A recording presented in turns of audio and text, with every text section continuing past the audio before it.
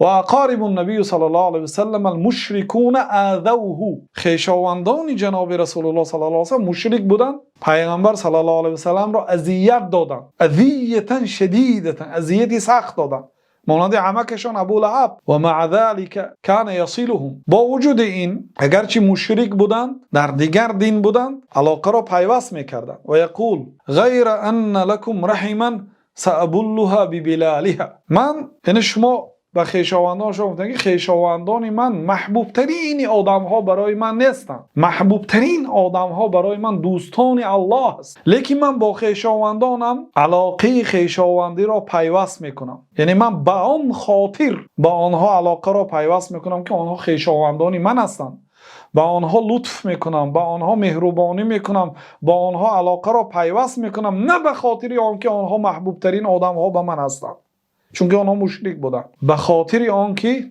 آنها خویشاوندان من هستند برای همین من علاقه را پیوست میکنم.